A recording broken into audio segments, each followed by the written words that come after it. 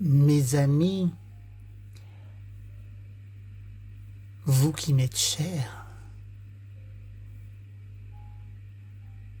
je viens vous parler. Parler comme à des gens qui sont proches, comme à un membre de ma famille, car nous sommes tous frères et sœurs, appartenant à la race humaine que Dieu lui-même a créée.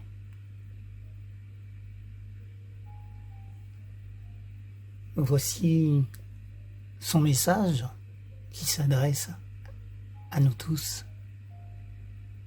L'harmonie de l'amour et de l'obéissance, deuxième et dernière partie. Si vous m'aimez, gardez mes commandements. Jean chapitre 14, verset 15.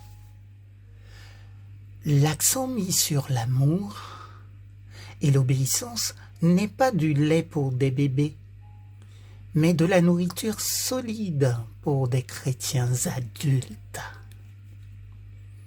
Faire jouer les règles, les règlements, cela convient aux enfants. Les enfants ont besoin qu'on leur dise ce qu'il faut faire.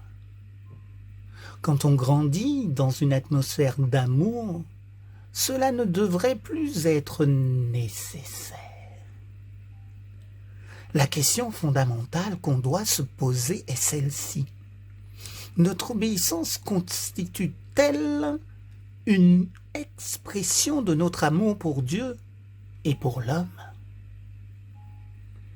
Quand on se marie, il s'établit un changement dans la relation qui, désormais, implique un ensemble nouveau de responsabilités mutuelles. Chacun est entré dans un nouveau type de vie de dévouement total à l'autre en vue de son bien-être, de sa sécurité, de l'intégrité de sa personne. Quand nous acceptons la relation chrétienne avec notre Père céleste, notre vie change. Car l'obéissance sur une base légale et l'obéissance sur la base de l'amour sont fondées sur des principes différents. La première repère en dehors d'une relation personnelle avec le Christ.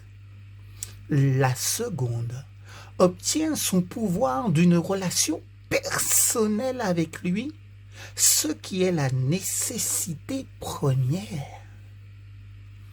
Notre relation d'amour avec le Christ n'a pas de sécurité dans une atmosphère où règne la malhonnêteté, l'impureté, la désobéissance, la haine et l'hostilité.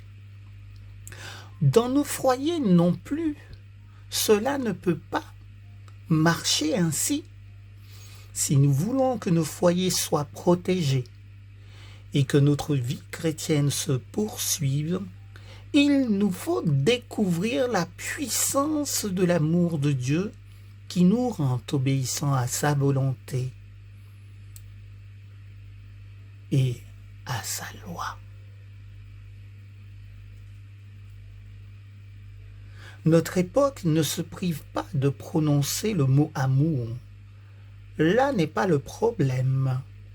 C'est la perversion, l'altération de cette notion qui dérobe à la vie des hommes et des femmes et à leur foyer la vitalité nécessaire. C'est à cause de cela qu'on en vient à pratiquer un certain laxisme qui dégénère en licence.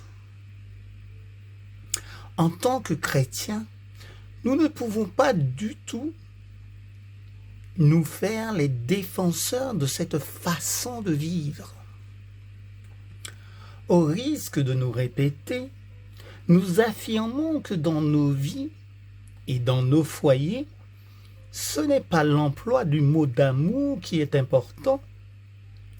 Il est d'une nécessité urgente de nous attacher à l'amour véritable. Cet amour élevé sur lequel on peut compter et que le Christ nous a révélé.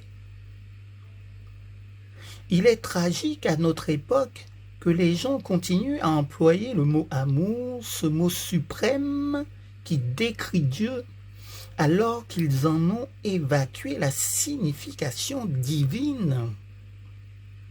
Finalement, ce que Dieu nous demande dans son amour, c'est d'agir avec une qualité d'amour qui honore les principes moraux contenus dans la loi et destinés à durer toujours, éternellement, au siècle des siècles.